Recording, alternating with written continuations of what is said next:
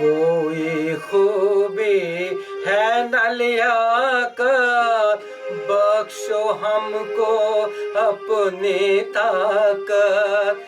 कोई खूबी है न लिया कर, बख्शो हमको अपनी ताकत। खाली दिलों को लाते हैं, खाली दिलों को लाते हैं, हे स्वर्गीय पिता हम आते हैं। आशीष तुझसे चाहते हैं, हे स्वर्गीय पिता हम आते हैं। धन्यवाद यीशु मसीह। आज एक बार फिर इस धन्यवाद की श्रृंखला में हम आज से आशीष पाने के लिए आए हैं। धन्यवाद देने की आशीष प्रभु यीशु मसीह हमें धन्यवाद करना सिखा दे। हर हाल में, हर परिस्थिति में, खासकर दुख और तकलीफ, बीमारी में, खासकर जब हमारा प्रियजन दुनिया से चला जाता है, बहुत कठिन समय होता है।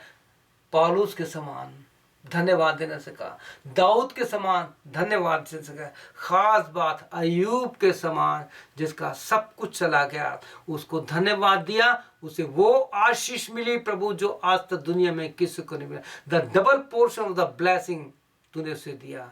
पिताजी यीशु, हम तेरे पास आए हैं तेरी आवाज को सुनने के लिए। ये आखिरी सीरीज, चौथा भाग प्रभु धन्यवाद का, मेरी सहायता करना, ना तो बल से, न मेरी बुद्धि से, न ज्ञान से, न किसी डिग्री से, परंतु तेरी आत्मा से हम धन्यवाद देना सीख जाए।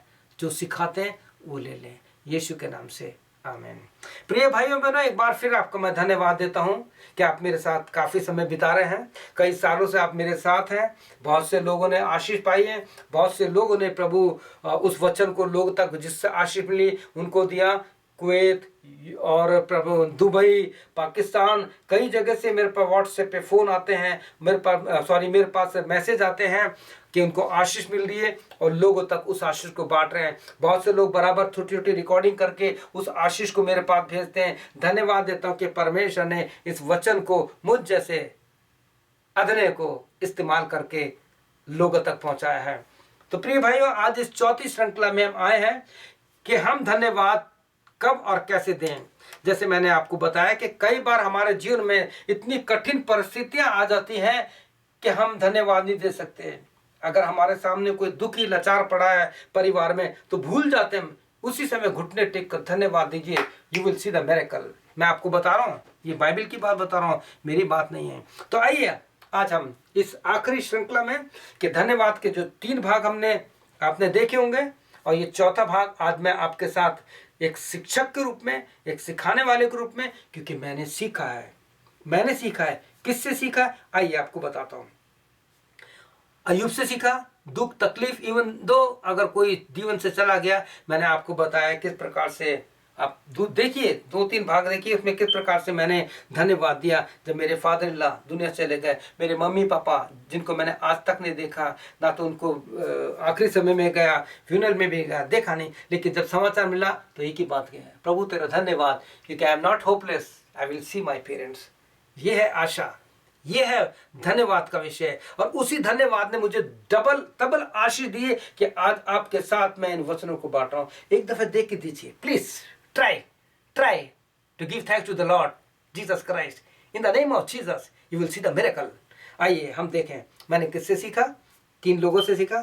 खास जो धन्यवाद मैंने सीखा, मेरा गुरु, मेरा प्रभु यीशु मसीह का जीवन। यीशु ने क्या कहा आप पढ़िए, मैथ्यू 11:29।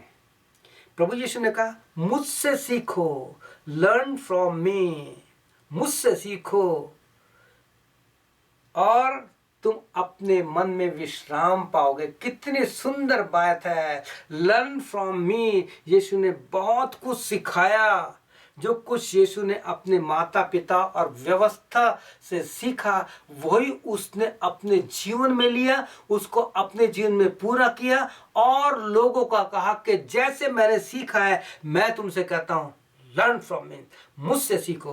परंतु प्रिय भाई बहनों, दुख होता है मुझे, मैं आपको बताना चाहता हूं बॉलीवुड का, जिसे फिल्मी दुनिया बोलते हैं, जिसे फिल्मी गीत देते हैं फिल्मी, उसका गुलाम था मैं।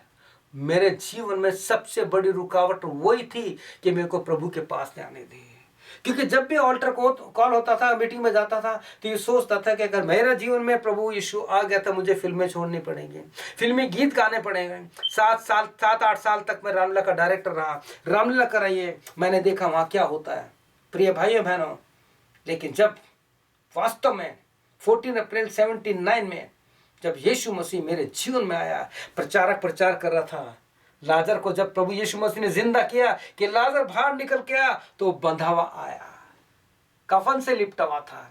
मैं कई रीति रिवाजों से, मैं कई बातों से लिपटा पड़ा था, संसार के कफन से लिपटा पड़ा था। प्रभु ने मुझे आजाद किया, जैसे लाजर को आजाद कहा और कहा इसको जाने दो। प्रभु ने मुझे आजाद किया। और कहाँ इंडिया, कहाँ कनाडा, कभी नहीं सोचा था। कहाँ दुबई, कहाँ इराक, कहाँ ईरान, कहाँ से लोगों के वचन पहुंच रहा है, मैं यहां बैठा हूं। ये है प्रभु का काम। जब हम प्रभु यीशु से सीखते हैं तो हमें किसी को भाग करके चर्च में पकड़ के लाने की जरूरत नहीं है। भीड़ मत बढ़ाइए, एक आत्मा बचाइए, केवल एक आत्मा बचाइए। पहले तो खुद बचिए, फिर दूसरों को बचाइए। छोड़ दीजिए, अगर आप प्रभु के सेवक हैं, छोड़ दीजिए पैसे का मोह, छोड़ दीजिए सारे मोह। इन सारे मोह ने मुझ को पकड़ रखा था। मैं खुद इलेक्ट्रॉनिक का काम करता था, मोटर वायरिंग करता था, रेडियो बनाता था, पैसा। लेकिन जब मेरे जीवन में प्रभु आया, सब कुछ छोड़ दिया। जब से प्यारा यीशु आया, मेरा जीवन बदल गया। हालेलुया, प्रेज गॉड, प्रभु का धन्यवाद हो। तो प्रिय भाइयों, यीशु से सीखा। लेकिन दुख कब होता है? कई बार मैंने बहुत से लोगों से कहते सुना। पिछले दिनों पता नहीं कौन सी मूवी बनी थी कि पाकिस्तान से एक बच्चे को लेके आया, वो सलमान कौन सा खान है लेकर आया। मुझसे कहा आप देखो बहुत अच्छी फिल्म, उससे शिक्षा मिलेगी। कुछ लोग कहते हैं वो सीरियल देखो, आपको बहुत अच्छी शिक्षा की बात है। अरे जब इससे लोग नहीं सुधरे तो फिल्मों से क्या सुधरेंगे? आज भी देखता हूँ मसीह लोगों को ओल्ड जो फिल्मी गीत होते हैं वो फेसबुक पे डालते हैं, कहते सुनो। मैंने एक गीत लिखा था और उसका एक अंतरा गाना बताता था।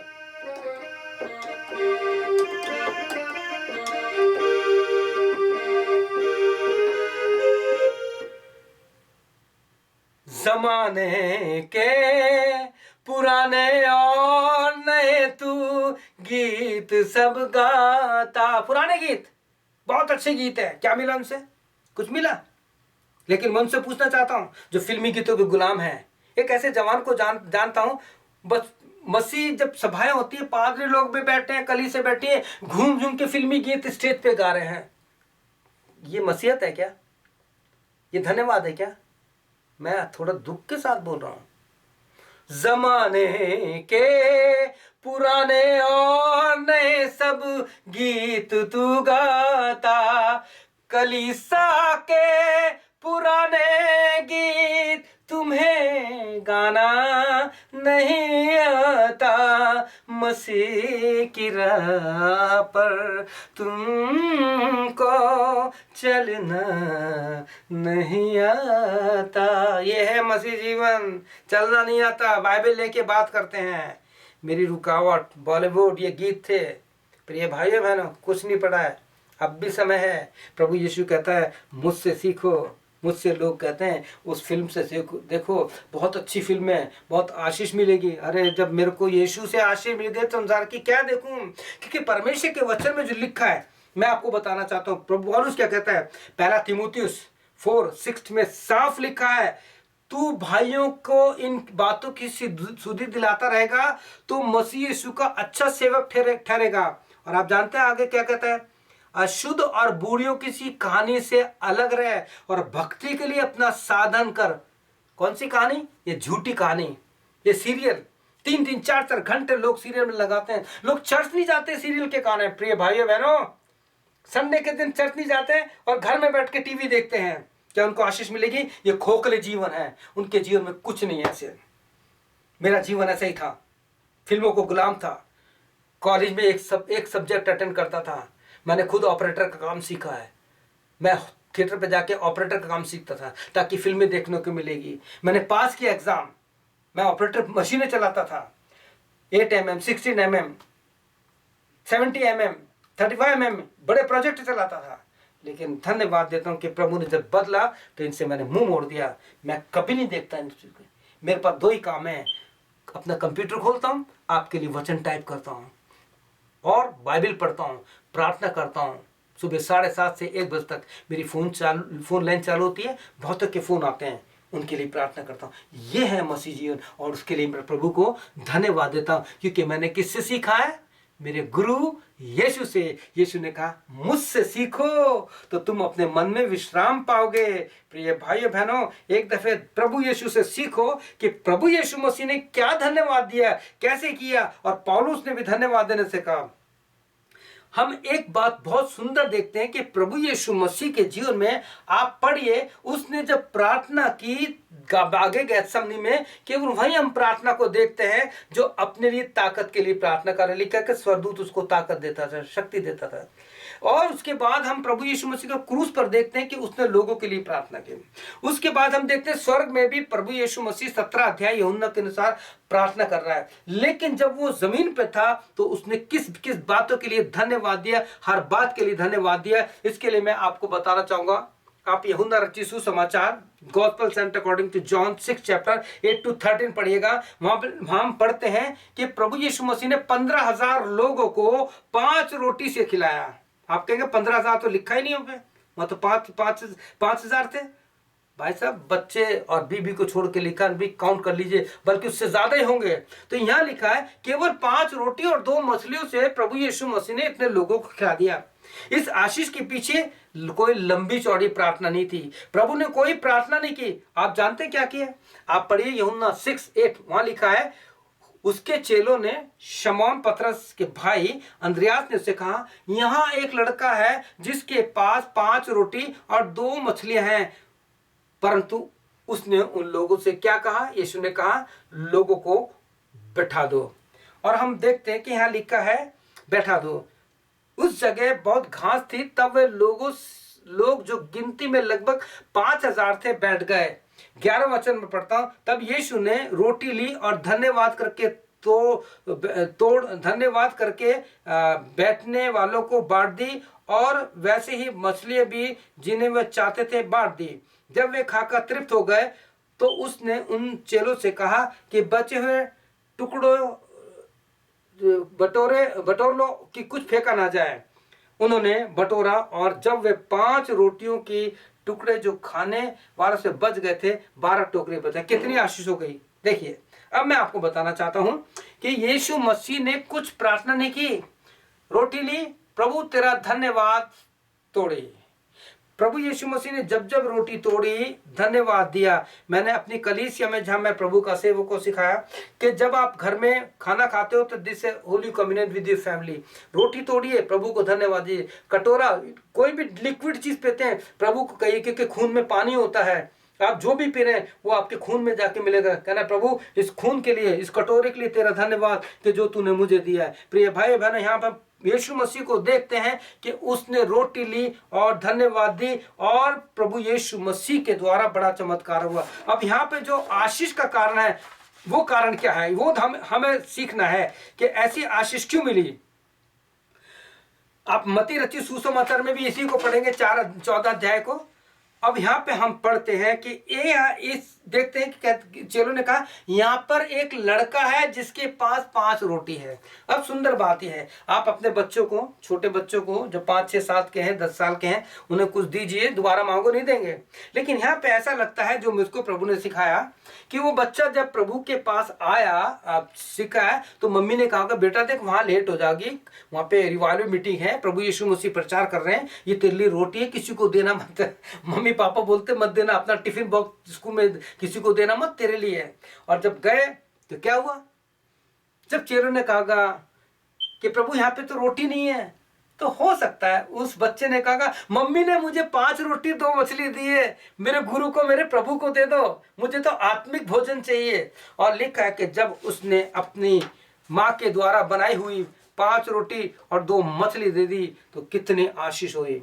अब मैं आपसे पूछना चाहता हूं, क्या आप अपनी कमाई पर आशीष चाहते हैं? क्या आप अपने भोजन के भंडारों पर आशीष चाहते हैं? क्या आपकी खेती, अगर किसान है तो खेती पर आशीष चाहते हैं? अगर आपके बच्चे हैं तो क्या आप बच्चों के लिए आशीष चाहते हैं? तो उन्हें अर्पण कर दीजिए, प्रभु के हाथ में दे दीजिए। आपकी कमाई का 10वां जो है प्रभु का है, आपका नहीं है। अगर नहीं देते तो आप चोरी करते हैं, आप चोर हैं। किसी ने कहा कि 10वांश प्रभु को देना जरूरी है। अरे 10वांश क्या, बाइबल में तो लिखा है कि 100% प्रभु को देना है। अगर आपने अपना जीवन दे दिया, ये जो नाशवान मट्टी का दे दिया, अंदर बाहर दे दिया, तो प्रिय भाइयों क्या रह गया? सब कुछ प्रभु का तो है। अगर आप परमेश्वर यीशु मसीह के बेटे और बेटी बन गए तो आपको किस चीज की कमी हो सकती है? कभी नहीं हो सकती। आप परमेश्वर के वचन में पढ़िए, जब भजन संहिता साम 84:3 पढ़ेंगे तो वहां लिखा, हे सेना के यहोवा, हे परमेश्वर। कितनी सुंदर बात है। अगर आप आशीष चाहते हैं, प्रभु की वेदी पर अपनी तनख्वाह का 10वांश लाइए, आपके जो भंडार में है उसका 10वांश लाइए, आपकी खेती का 10वांश प्रभु के पास लाइए। अपने बच्चों को, जैसे यहाँ पे लिखा है, हे राजा, हे मेरे परमेश्वर, तेरी बेदियों में गोरे ने घसे अपना बसेरा किया है, सूपा बेनियों ने अपना घोंसला बनाया जिसमें उन्होंने अपने बच्चे रखे हैं। आपके बच्चे कहाँ हैं? क्या आपके घर में प्रार्थना की बेदी है? मैं आपसे पूछना चाहता हूँ, क्या है बेदी? यदि नहीं तो घर में बेदी बनाइए।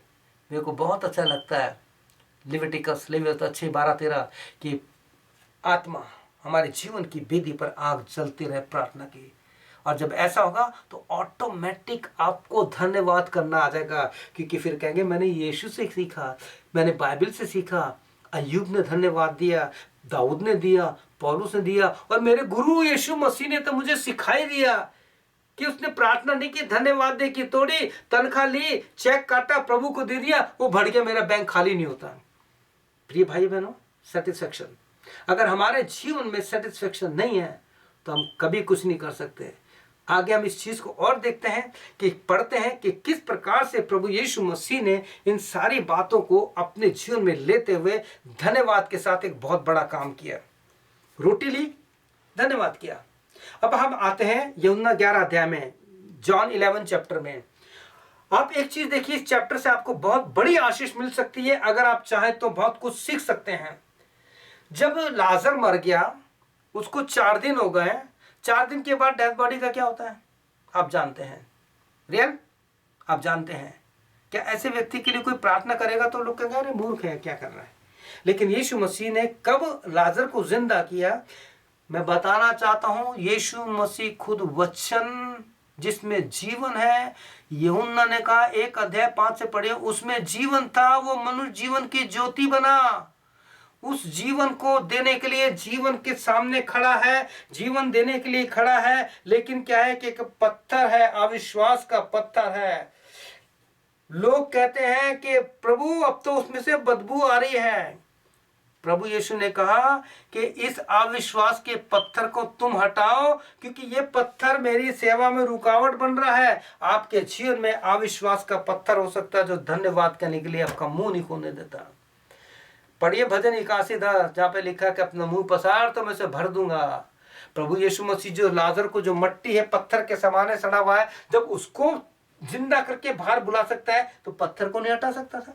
जिसकी आवाज से समुद्र शांत हो जाता है, जिसने समुद्र को शांत कर दिया। चेले घबराए थे। मार्क 14 अध्याय पढ़िए, 4 चैप्टर पढ़िए, 35 से लेकर 41 तक, तो आपको पता लगेगा एक ही आवाज से शांत हो गया।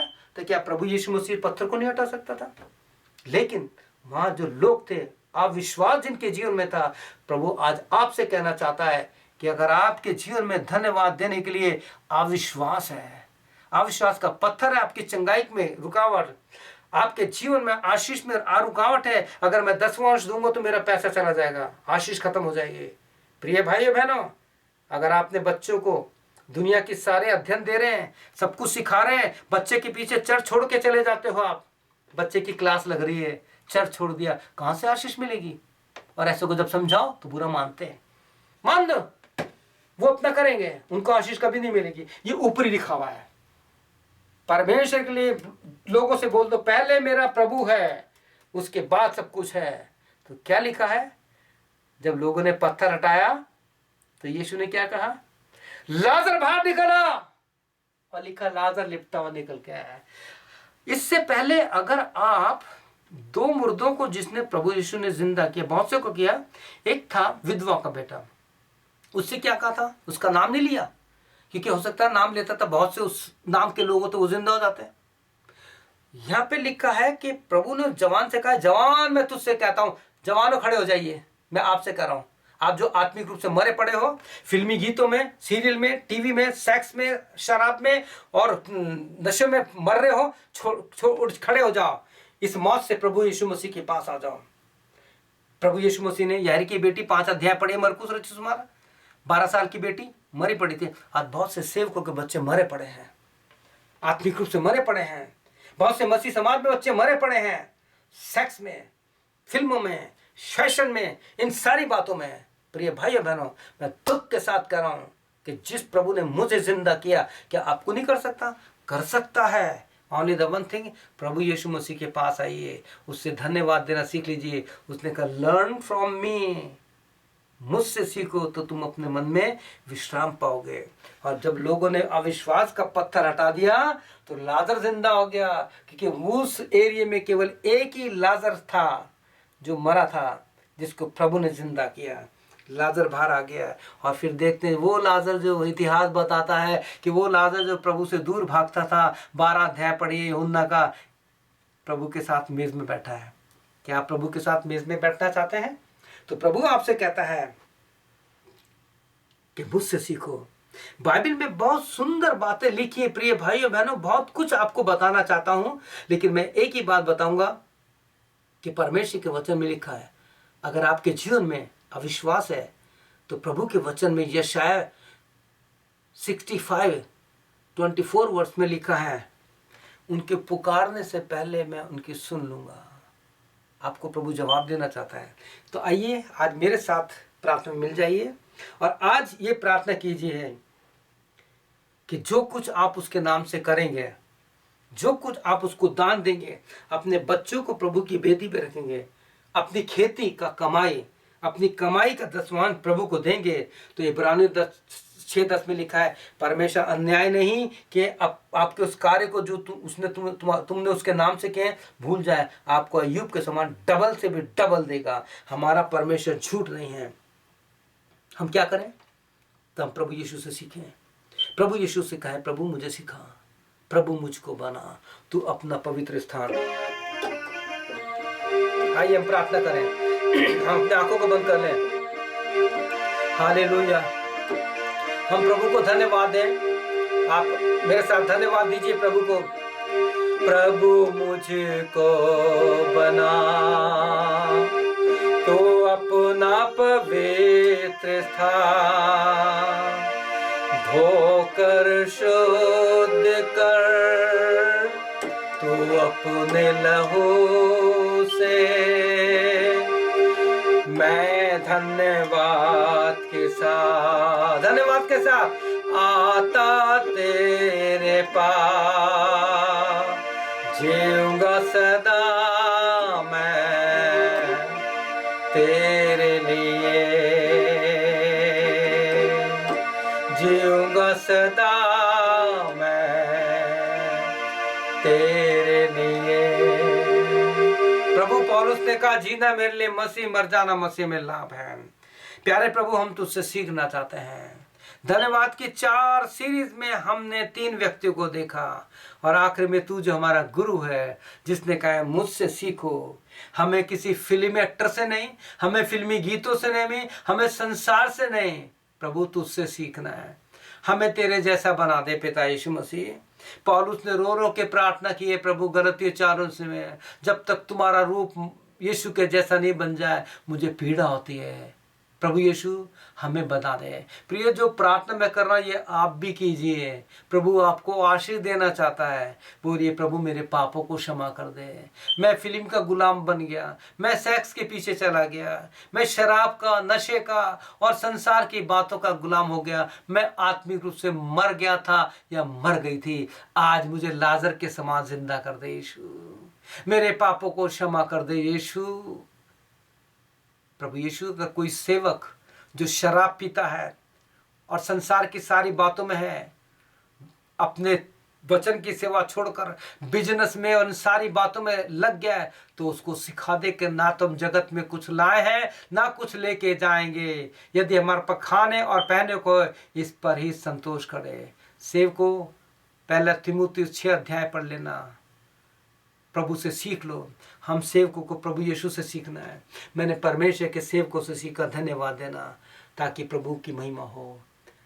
प्रभु यीशु हर एक सुनने वाले भाई को जिन्होंने 4 सीरीज को देखा है, उनके जीवन में काम कर। सारी महिमा तुझे देते हैं, प्रार्थना यीशु के नाम से मांगते हैं, आमीन। अब जो हमें ठोकर खाने से बचा सकता है और अपनी महिमा में प्रवेश करा सकता है, उस उद्धारकर्ता प्रभु यीशु मसीह का अनुग्रह, पिता परमेश्वर का प्रेम, पवित्र आत्मा की सहभागिता हर एक भाई बहन जवान बूढ़े के साथ जैसे आज तक बनी है, यीशु के आगमन तक बराबर बने रहे, आमीन।